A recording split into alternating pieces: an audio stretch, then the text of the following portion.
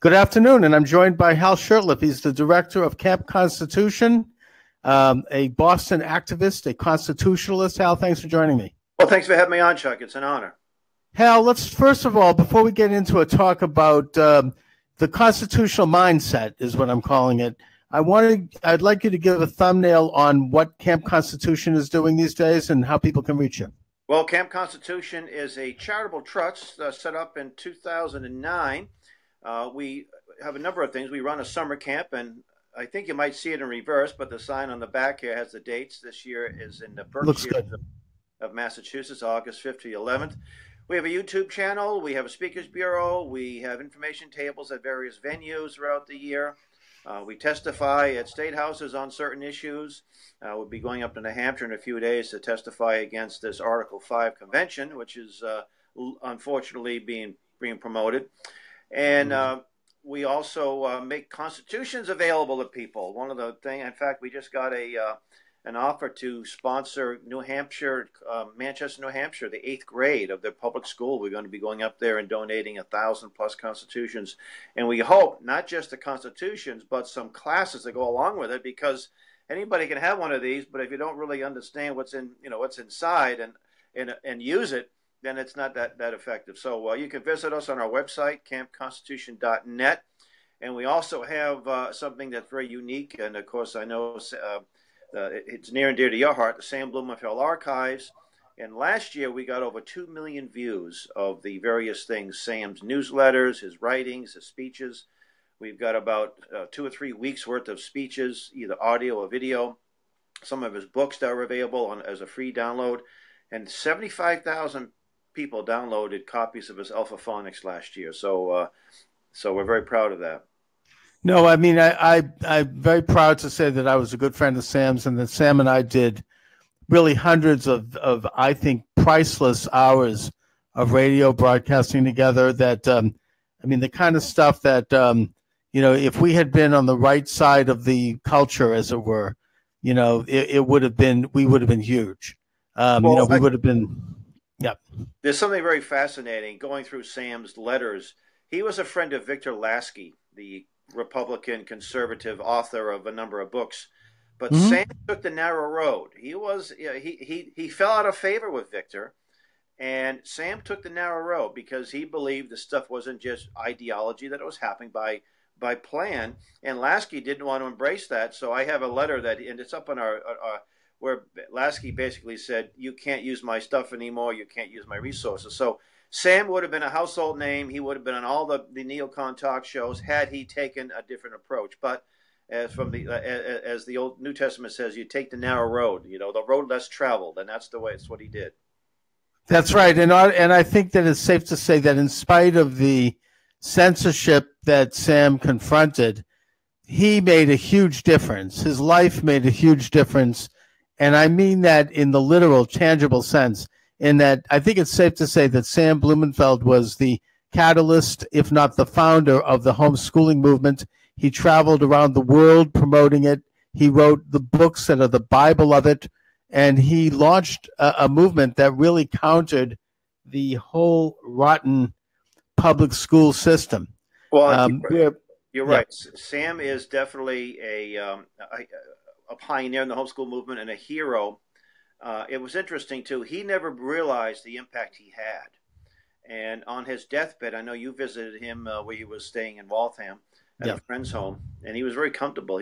I said, Sam, we're going to do our utmost to make sure your legacy will go on to affect generations yet unborn. And he was glad to hear that, because you look at after looking at years of, say, was my life worth it? Well, Sam led a very worthy life and a very important life. And his impact, there are a lot of people that he'll influence, and they don't even know that Sam was the influence. That's right. That's right. And his books are all available. You've got the Sam Blumenfeld Institute. I have archived Sam's programs on my, website, and you could get them there and in a bunch of other places. Now, Hal, I want to talk a little bit about the centerpiece of your work at Camp Constitution, which is educating young people about the U.S. Constitution.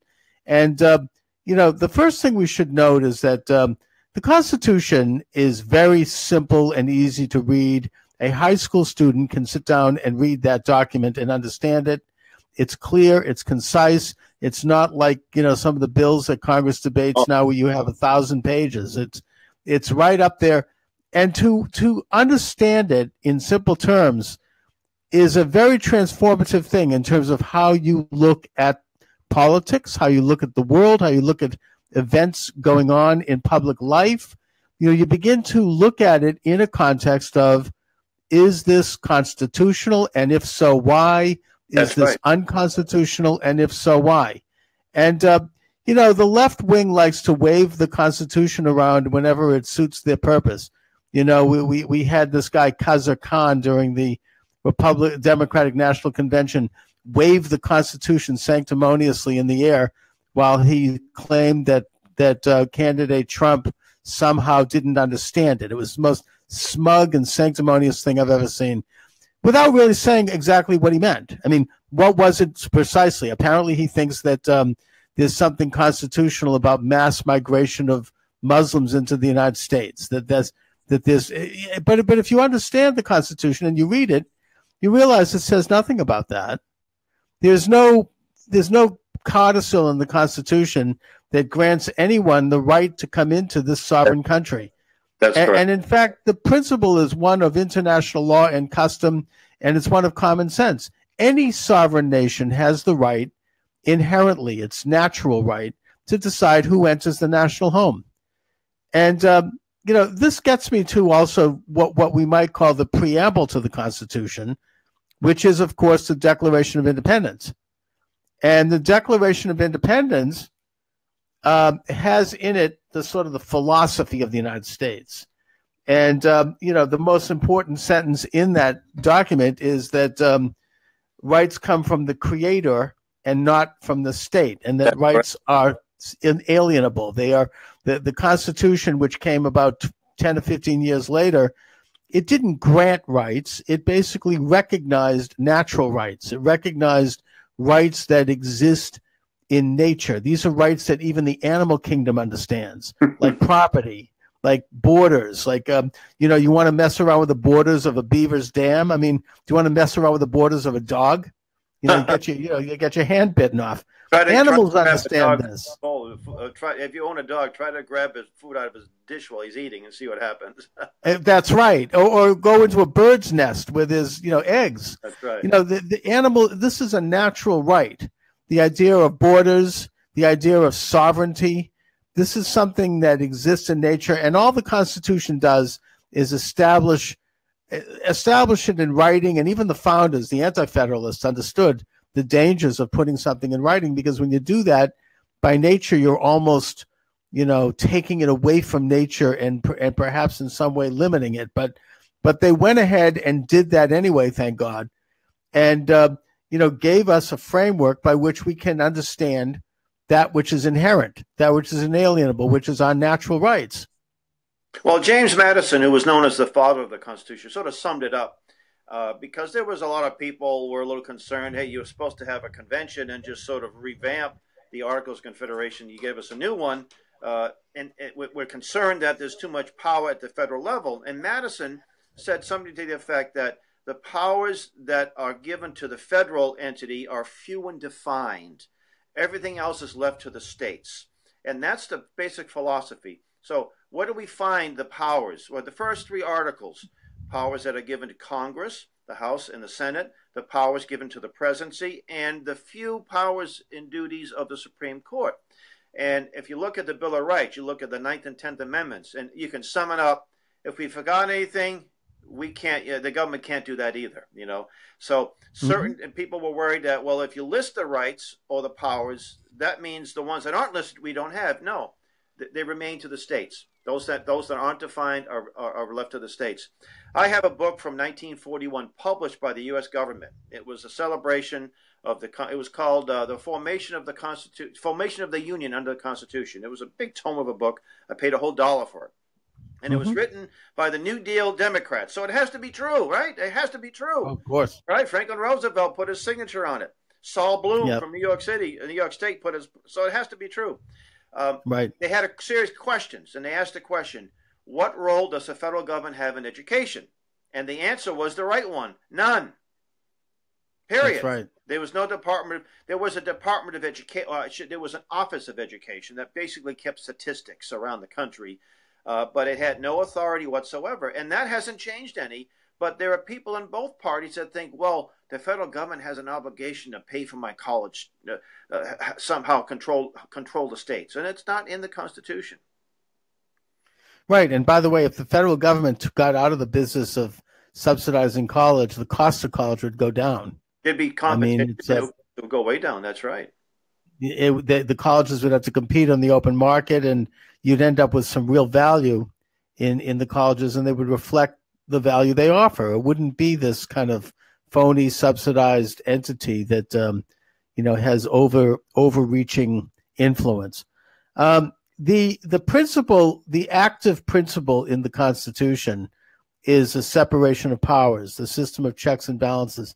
And it's actually a much more profound idea than simply the three branches of the federal government. It's which balance each other, which check each other. When one exceeds its authority, the other two are supposed to have a legal means of stepping in and limiting that grab for authority. Because the founding fathers understood that power is a tempting thing. It's corrupting. I mean, what is the great quote from George Washington, or was it Jefferson? It's the Lord Acton. Power corrupts, and absolute power corrupts absolutely. Corrupts, but also that the Constitution would have to be, it's a fearful government is a fearful master. Washington said that government is not force. It is not eloquence. It is a force like fire, a dangerous servant and a fearful master. And that's right. So they understood that government is essentially, when it comes down to it, it's a necessary evil. We have to have a system in the same way that we create a house with fences and a police entity locally. We have to create a national entity that can only do things that you have to do nationally, like conduct foreign policy and conduct trade policy and other very prescribed powers. But within that context, you have a balance of power. And it's more than just the three branches of government, the executive, the legislative, and the judicial. It's also the balance between the federal government and the states. That's right. And then within the counties, the towns and cities. Then within the states, you have the same balance. You've got a governor, you've got a state legislature, and you have a state judiciary. And then you have counties, and even a local level. You have cities and towns that maintain balances of power. You've got a mayor or a manager, and then you've got this town committee and a school committee and whatnot. The point is that power in this country, what the genius of this system, both how it's codified in a constitution and also how it's understood in our society, it's a brilliant system in that it diffuses power. It doesn't allow any one power to collect in the hands of any one person or one group. And so you can't have somebody come in and be a dictator. You can't have some group come in and impose their will on other people, and it protects the rights, naturally, of the minority. And I think it was Ayn Rand who pointed out that the most vulnerable of all minorities is the individual. It protects. That's right. So your rights, and ultimately the separation of power, which includes things like the Second Amendment, the right to keep and own guns and firearms. That's a balance of power idea, because that balances the power of the police power of the federal and state governments. But it ultimately comes down to the great balance of all, which is the balance between the sovereign citizen and the government. That the sovereign citizen, who derives rights from God, or as Jefferson said, the Creator, balances the secular power that they set up to protect rights, which is the state, so that when that secular power, by nature, tries to obtain more power than it's allotted, and that's going to happen because that's human nature, the citizen, the sovereign citizen, balances that power. So it's an idea that it goes beyond just the structure that's put up by the Constitution, which is a brilliant structure. It's something that is observable. It's an ingenious system that protects the imperfect rights of the individual. And it was something that, it didn't just happen overnight. The founding fathers learned their ideas from from the Anglo-Saxon system in Great Britain, where you had like a sheriff and you had a cleric, Right. and then they balanced the power of the king. And it goes back to Roman times. It goes back to ancient Israel, where you had the confederacy of 12 tribes, and they balanced each other out. So it's in the Bible, it's in the Torah, it's in the New Testament. Founders during the convention, the founders they looked at John Locke, Montesquieu, some French philosophers there. John Locke's treatise on government. They looked at the Bible, they looked at the Old Testament, and so I think there was John Eidsmoe was the constitutional attorney. He broke down how many times they referred to the Bible, how many times they referred to these writings, and quite often. So they didn't just create something; they created something very unique, but they drew from past experiences. And the fact is that we had a king, and we had very little representation, and they didn't want to have a king. And so what they did was that when they created the federal government, they created a Congress, and that's where the power is. This notion that the president is the most powerful man in the free world, well, that's not his job description. You find in the Constitution that the president only has, I think, 8 or 9 powers and duties, very few. Unfortunately, That's over right. the past 100 or so years, Congress has been abrogating those powers to the federal government, to the branch, the executive branch, because I think back in Washington's time, I think you had 4 or 5 cabinet officials. You had a secretary of war, secretary of state. I think you had a treasurer. So there's a few. Today, you've got 23. So that's a big expanse of government right there, and that's the problem. So we need to kind of turn back. Declaring war, that's an awesome power. Well, that was handed over to the president in the UN in 1945. One of the things we do as at Camp Constitution, we go out and have information tables at various venues, homeschool shows, gun shows, even on Boston Common and places like that. We have a little 10-question quiz. And the amount of ignorance on the Constitution is really overwhelming. And we're talking about people who may be college graduates, they may be scientists, engineers, and whatever, great in their fields. And they'll say, gee, I took that in high school, but I forgot. You might go to auto school and you've read the manual before you got your test, and you may not know how many feet from a hydrant, but instinctively you're too close or too far away. But if you don't understand the Constitution, how do you know when the member of Congress is doing the right thing? How do you know the president's doing the right thing? You have no frame of reference. I mean, there are a lot of members of Congress who don't understand the Constitution. And I think they like it that way. Yeah, and they keep it. You can't find one in a high school. And, it's a scarce thing. We were just offered a chance to give constitutions to the 8th grade class in Manchester, New Hampshire, over 1,000. So we're excited about that. So that's the problem. So when you mentioned how do you get a constitutional frame of mind or a constitutional worldview? Well, first is read the Constitution. If you read Article 1 and you read where the House and Senate and their powers and duties, and that's it. I mean, it's almost like this is the contract. When you vote for a member of the House, this is what you're supposed to. You serve these 2-year terms. You're up for election every 2 years, which is a great thing. Frequent elections is one of the hallmarks. And this is your job description. You can raise taxes, but that doesn't mean you should. It's just that you have the power to borrow money. You have the power to. They're all spelled in Article 1, Section 8, and there's about 18 or 19 of them. That's right. Everything else. I mean, Article 1, Section 8 is really the treasure trove of responsibilities for the Congress. And I think if you read that, you suddenly realize that it's not the President of the United States, but it's the Congress that decides anything to do with spending. That's right. Anything to do with the budget, anything to do with trade policy. It's Article 1, Section 8, Clause 3. They basically coin the currency. They're involved in enormous powers that have been usurped. Now, Hal, I know you've done a lot of work over the years on this issue, and because we've talked about things like Common Core curriculum and that what is it, the article, what is that UN local control thing? The UN Declaration of Human Rights. Yeah, and no, not that, but this thing with their Agenda 21. Oh yeah, now it's called Agenda 2030. Oh, they're switching the name when it starts. Yeah, when it takes on a certain odor, it's like look, say, reading becomes whole language. Right. But in the overall sense, there's been a trend in this country that I think we could trace back to really the Wilson administration and his election in 1912, where powers that conventionally reside in elected officials who are accountable to the electorate, who have to stand for re-election, and who have powers that are limited by constitutions, are transferred to these unelected experts, these bureaucrats, these entities that have almost sovereign powers. And it was a movement that really started in the early part of the 20th century. Wilson himself wrote about this in a book, in a scholarly book, and that was published, I think, in 1890. Was it called when he was a professor? Yeah, probably. I mean, you probably know more about it.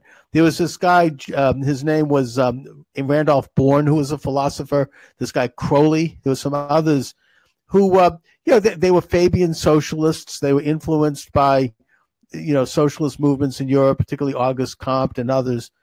And they believed that government should be run by so-called experts, not by elected officials, and that these experts would have almost hereditary power to make laws. And I think starting technocracy, I think that's the new term. Actually, the term goes back to the 20s and 30s. Patrick Wood, the writer-author who was a colleague of Anthony Sutton, a younger colleague, wrote recently a book about technocracy, and he said how it really started here in the United States, and it was embraced by the Germans, the Nazis to some extent, aspects. The Prussians, or it goes back to Prussia. And also, I thought you said kleptocracy. We could say that too.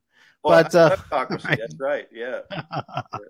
But the point is that this trend started to accelerate with the creation. We could get into it's a separate subject, but the creation of the Federal Reserve System and other of these entities that transferred power from Congress to these private institutions.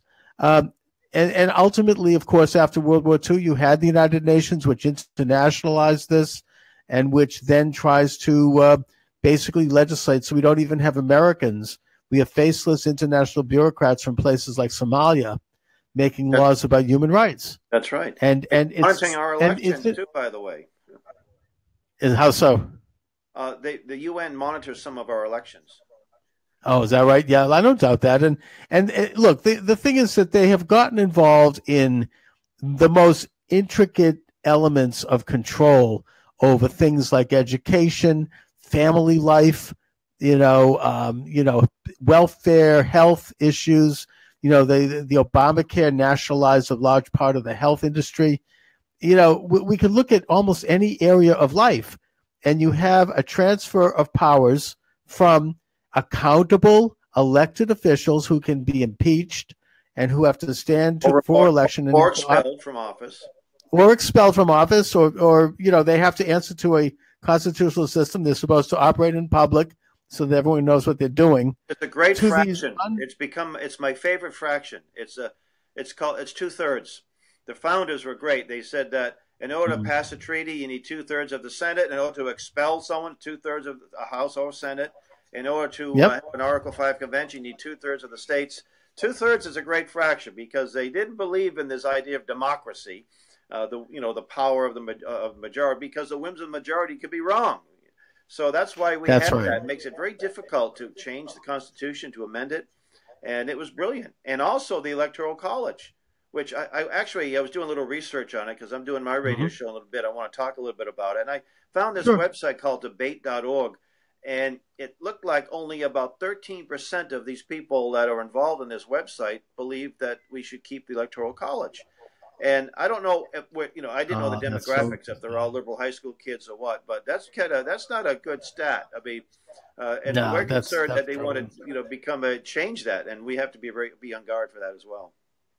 Yeah, I mean, if we get rid of the Electoral College, then the president will be elected out of New York and Los Angeles. And Chicago. That's right. Yeah. Yeah. I mean, it would be there wouldn't be any equal representation. I mean, the Electoral College basically diffuses the power to elect the executive to smaller states and smaller areas like Alaska or Vermont, for that matter. Well, problem was the electoral. I was just doing a little research yesterday, kind of refreshing my memory. When they debated how we're going to choose the executive, first off, there was a debate whether it should be one or more than one, several type of executive members. Right. And then they thought, but a popular election, and that was really there's no way we want that, because these states with small populations would have no say. So the Electoral College was, I think, a brilliant device. Right, and it basically allows for it an equal, so you have different diverse regions of the country which have different interests. You have farm belt, you've got mountain states, you've got seafaring states. I mean, people have the regions. The South is different, so therefore everyone gets, at least in an imperfect sense, everybody has a say in who is going to be the president. But we now have, of course, a president, Donald J., who, as imperfect a person as he is, if you read his inaugural address, it is one of the most brilliant documents that should be read by every high school kid, because he talks about transferring power away from this, what has come to be known as the deep state, the swamp. There's different euphemisms, and returning it to the sovereign people. And he's very explicit about that.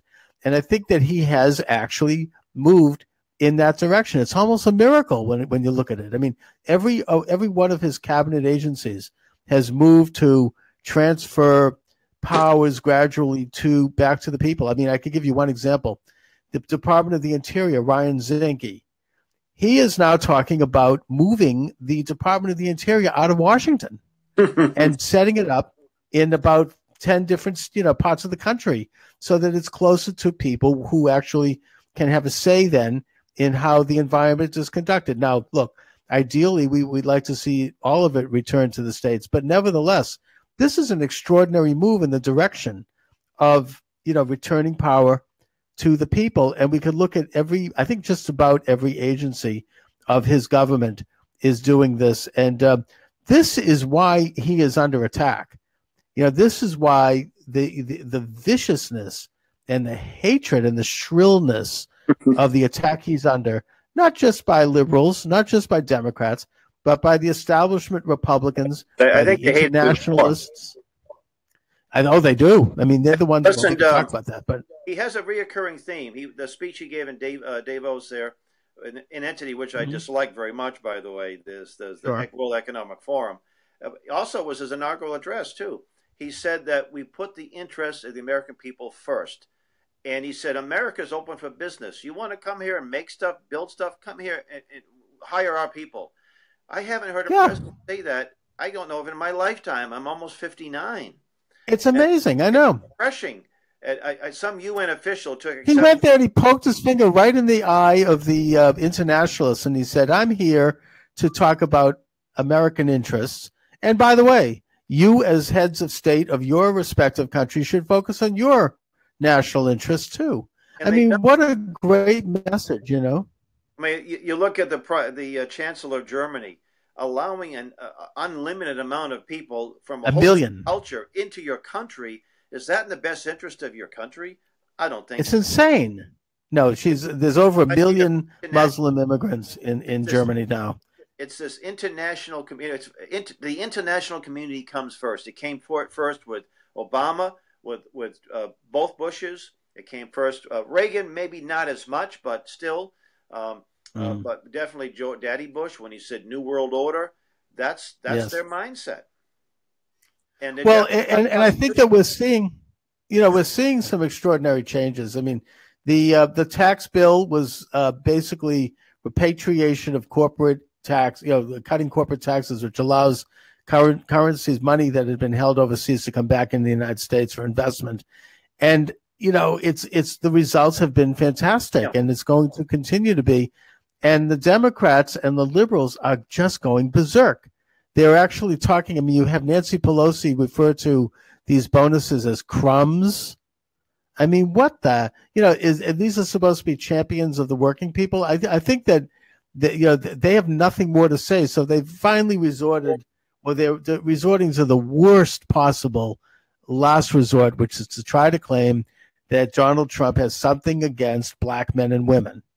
And that's being put to the lie also, because black unemployment is the lowest level it's been probably in history.